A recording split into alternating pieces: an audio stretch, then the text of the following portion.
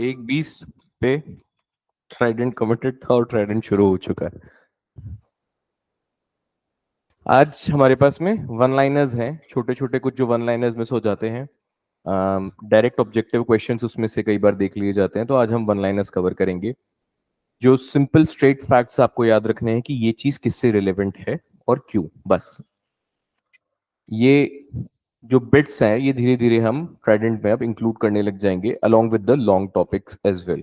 ठीक है, तो सबसे पहले हमारे पास में एक स्कीम है जिसका नाम है smile 75 scheme. Smile is support for marginalised individual for livelihood and enterprises. अब आपको स्माइल 75 स्कीम लिखा आएगा और पूछेंगे कि किससे रेलेवेंट है या पर्पस या एम क्या है।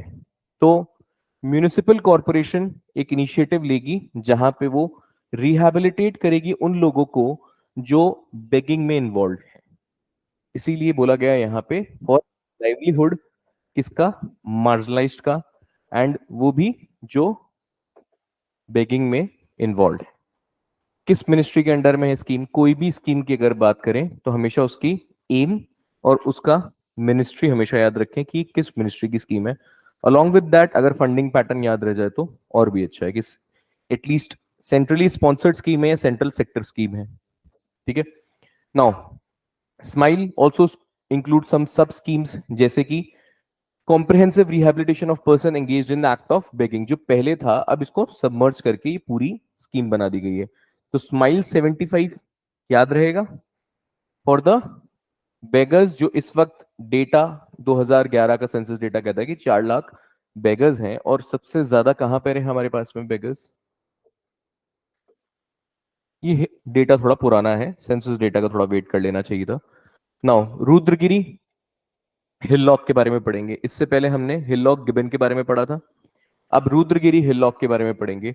एक फैसिनेटिंग स्पीशी जो है, एक combination of pre historic rock painting from कौन सा पीरियड, एक मेसोलिथिक पीरियड और दूसरा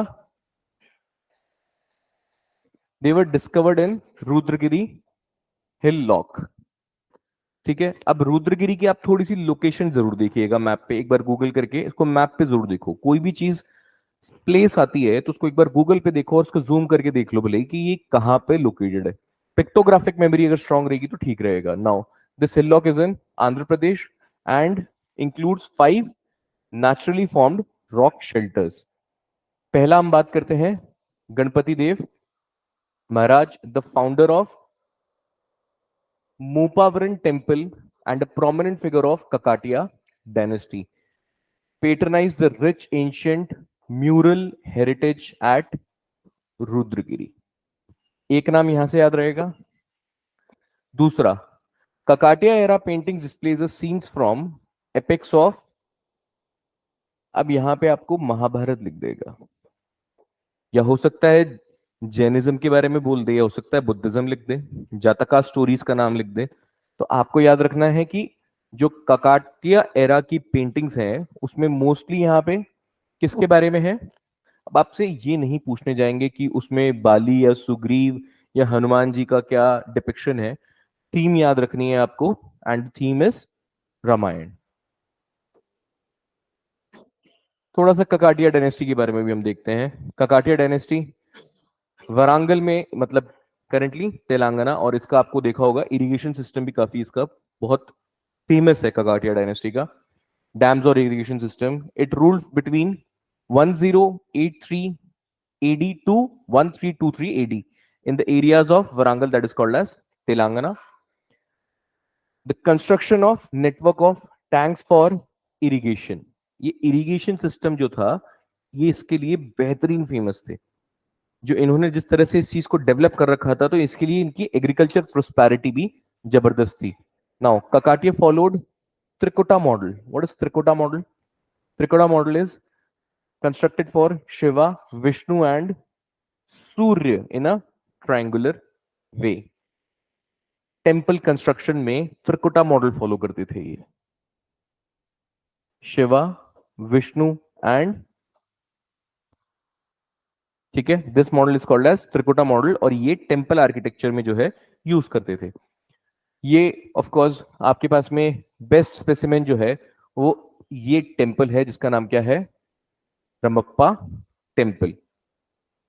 Kohinoor diamond, it was mined and first owned by whom, the Kakatiya rulers. तो कोहिनूर वैसे भी इतिहास में बहुत बड़ा नाम रहा है। कोई आया किसी के पास था, फिर वो चुरा के ले गया, फिर वो किसी क्वीन के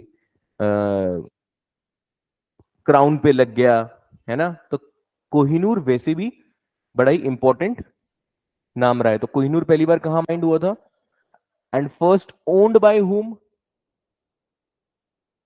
चलिए नेक्स्ट, नेक्स्ट टर्म हमारे पास में दो कंसेक्यूटिव हीट स्टॉर्म्स आए हैं, that has caused a difficult situation in the Europe. अब ये हीट वेव्स, ये जो माइथोलॉजी है, ये दो नाम जो हैं, नाम दिए गए हैं, एक तो चारन और एक सेर्बरस। ये ग्रीक माइथोलॉजी से डिराइव्ड दो नाम हैं, और ये हीट स्ट्रॉम्स थे। हीट स्ट्रॉम्स में क्या होता है, नाउ हीट स्ट्रॉम्स अगर बहुत प्रोलॉन्ग पीरियड के लिए एक्सेसिवली हो जाती है, हॉट वेदर क्रिएट कर देती है, तो उसको हम क्या बोलते हैं, हीट वेव्स। बात समझ आई। ये दो नाम कहां से डिराइव हुए हैं, ग्रीक माइथोलॉजी, ग्रीक गॉड से। और जब हॉट वेदर एक्सेसिव पीरियड के लिए प्रोलॉन्ग हो जाता है तो क्या हो जाती है, हम heat wave.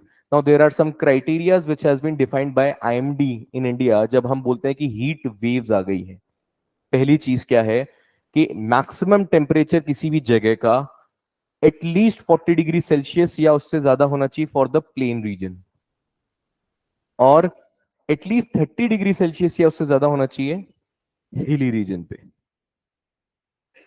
IMD has recently introduce a heat index also, क्योंकि अब जो गर्मियां है वो जबरदस्त होती जा रही है, नॉर्थ इंडिया में तो टॉलरेबल ही नहीं है। दिस विल मेजर, इसके पास में पैरामीटर से हम ये मेजर करेंगे कि हम हीट वेव से कितना क्लोज हैं, या हम कितना इंटेंसिटी ऑफ हीट सफर कर रहे हैं। ह्यूमिडिटी का इन्फ्लुएंस टेम्परेचर पे भी ये मेजर करती है, ठीक है, क्योंकि ह्यूमिडिटी होती है तो टेम्परेचर क्या होता है, थोड़ा सा हल्का होता है। Now there is a next term which is called as vibrant villages programme, centrally sponsored scheme है। अब आपके पास में टास्क ये है कि आपको ये दो लाइन में पता करना है कि सेंट्रल सेक्टर स्कीम क्या होती है और सेंट्रली स्पॉन्सर्ड स्कीम क्या होती है। कैसे फंडिंग पैटर्न्स डिफर करते हैं इन दोनों में, कहीं स्पॉन्सर्ड लिखा है तो उसका मतलब क्या है, और कहीं सेंट्रल सेक्टर लिखा है तो उसका मतलब क्या है, दोनों के बीच में फंडिंग क्या पैटर्न का फर्क होता है। यूनियन बजट में अनाउंस की गई थी, और जो भी विलेजेस हैं, नदर्न बॉर्डर्स पे जो भी हमारी विलेजेस हैं, वहां पे क्वालिटी ऑफ लाइफ इंप्रूव करने की बात करी गई है। जो कि बॉर्डर एरियाज हैं हिमाचल प्रदेश के, मतलब वो विलेजेस जो हिमाचल प्रदेश के बॉर्डर्स पे हैं, उत्तराखंड, इवन अरुणाचल प्रदेश, सिक्किम एंड लद्दाख, ये भी इसमें कवर्ड होंगे। District administration will help the with the help of gram panchayat will try to accomplish such a mission कि एक विलेज को वाइब्रेंट बनाया जाए हर तरीके से, ठीक है। Now this is based on hub and spoke model. यहाँ पे सोशल एंटरप्रेन्योरशिप जो है प्रमोट की जाएगी, यूथ को एम्पावर किया जाएगा, वुमेन को एम्पावर किया जाएगा through skill development. Now the theme also focuses on one village one product, किसी भी एक विलेज से एक प्रोडक्ट को फेमस करना। जैसे अगर हम जीआई टैग की बात करें तो एक जगह से कोई एक चीज या प्रोडक्ट अगर फेमस होता है तो उसको जीआई टैग दे दिया जाता है। कन्नौज के मान लो परफ्यूम्स, जयपुर की ब्लू पॉटरीज, इस तरीके से। हाँ जी, याद आ गया होगा ये तो आपको, TOP, tomato onions and operation green launch किया गया था। ऑपरेशन ग्रीन क्या है, ताकि फार्मर्स को सही प्राइसेस मिल पाए उनकी प्रोड्यूसेस के लिए। अब आपसे जहां पूछा जाएगा वो पहली चीज तो ये कि ministry of food processing industry की ये स्कीम है, नोडल एजेंसी कौन है, नाफेड। और किन तीन चीजों में ये चल रहा है, एक टमाटो, ऑनियन एंड पटाटोस। तो टॉप याद रहेगा तब भी काम चल जाएगा। हाँ जी, नेक्स्ट, सोलिगा ट्राइब्स। ये न्यूज में रहे थे। सोलिगा ट्राइब्स कहाँ के हैं? Indigenous tribes of Karnataka, and they were evicted and relocated after the forest near BR Hills, that is called as Bilgiri Rangana Hills, which was declared as wildlife sanctuary under Wildlife Protection Act. ये इसलिए news में है। पर आपसे क्या है, यहाँ पे मैच द फॉलोइंग पूछा जाएगा। प्रोबेबल क्वेश्चन भी पढ़ना सीखो, समझो किसी चीज को कि अगर ये पढ़ रहे हैं तो इसमें से क्वेश्चन क्या बनेगा। अब इसमें वाई बन नहीं सकता, फैक्ट ज्यादा कुछ है नहीं, तो आपसे अगर पूछ लेगा तो मैच द फॉलोइंग पूछेगा कि ये जो सोलिगा ट्राइब्स है कहाँ मिल रहे हैं। हो सकता है हिल से डायरेक्ट पूछ ले या स्टेट को डायरेक्ट टारगेट कर दे। Now this was the first tribal community living in the core areas of Biligiri Ranganatha temple. Very important. ये टेम्पल अपने आप में, इसके अंदर में टाइगर रिजर्व भी है और इसके टाइगर रिजर्व के कोर में ये लोग रह रहे थे। And there forest rights were recognised. Core areas में फॉरेस्ट राइट्स रिकॉग्नाइज्ड जनरली नहीं होते हैं, बट यहाँ पे ये इकलौता ट्राइब था जो टाइगर रिजर्व के कोर में रहने के बावजूद भी इनके फॉरेस्ट राइट्स को रिकॉग्नाइज कर रखा था। इसीलिए जब ये रीलोकेशन हुआ, ये जो पूरा सिलसिला चला, तो ये न्यूज में आए ट्राइब्स। याद रहेगा।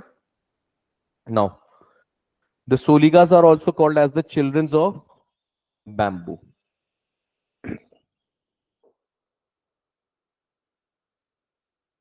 हाँ जी, ये एक स्पीशीज है लुडविजिया पेरुवियाना। ठीक है। Now this has threatened the elephants habitat in Tamil Nadu. ये न्यूज थी।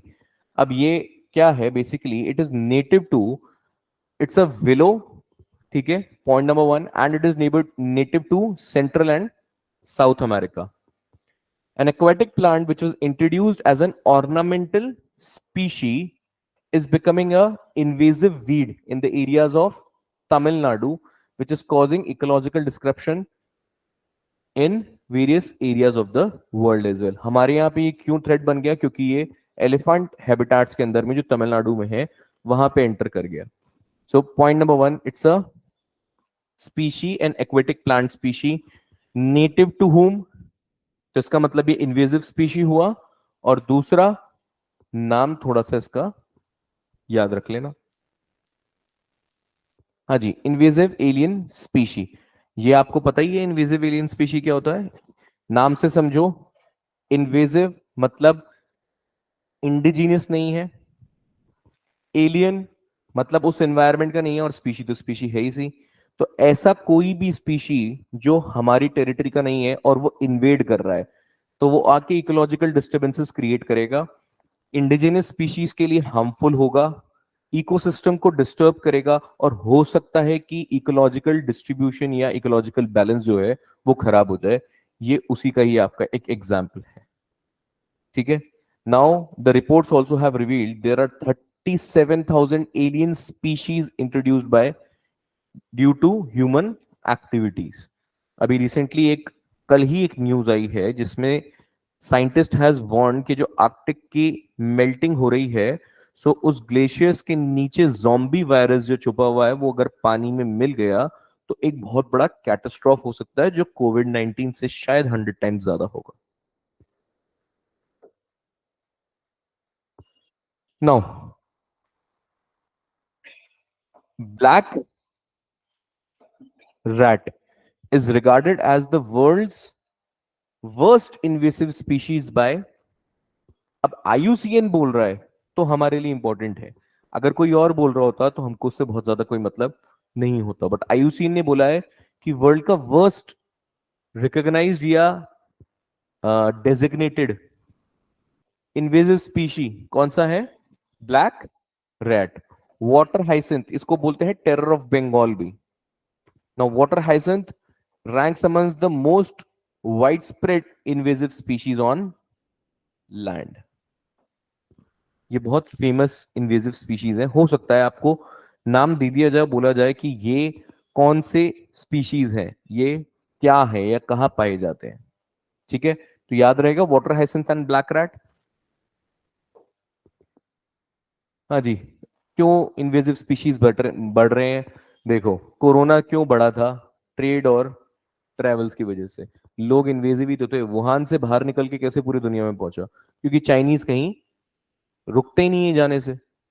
Climate change and then introduction of exotic species, मतलब बाहर की स्पीशीज का यहाँ नए एनवायरनमेंट में इंट्रोडक्शन करना।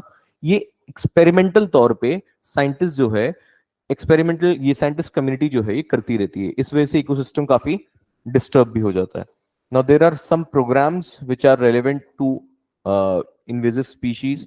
पहला है हमारे पास में Kunming Montreal global biodiversity framework. ये हो सकता है आपसे पूछ लिया जाए क्योंकि रिसेंट का है। Now you will be asked कि ये प्रोटोकॉल किससे रेलेवेंट है डायरेक्टली? तो इन्वेजिव स्पीशीज से। दूसरा सीबीडी हमने पढ़ रखा है, कन्वेंशन ऑन माइग्रेटरी स्पीसीज हमने पढ़ रखा है, ये सब एनवायरमेंट स्टैटिक का पार्ट है। एंड साइट्स हमने पढ़ी रखा है जो फ्लोरा और फौना दोनों को प्रोटेक्ट करता है। ये कुछ वन लाइनर्स होते हैं जिनको आपको थोड़ा थोड़ा थोड़ा पढ़ के जाना होता है। हो सकता है डायरेक्ट क्वेश्चंस यहां से फंस जाए, और ये आपको 2 नंबर एज इट इज देके जाएगा। अगर आपको आता है तो 100% आता है, और नहीं आता तो आप इसमें लॉजिक लगा के तुक्का भी नहीं बढ़ा पाओगे। तो इस तरह की चीजों को छोड़ना नहीं है। इसको डे टू डे लाइफ में एक एक करके टुकड़ों में हम पढ़ रहे हैं, तो टुकड़ों के साथ ही इसको कवर करते जाओ, और ऐसे ही रिवाइज करते जाओगे तो लोड नहीं फील होगा। ठीक है, चलिए, थैंक यू सो मच।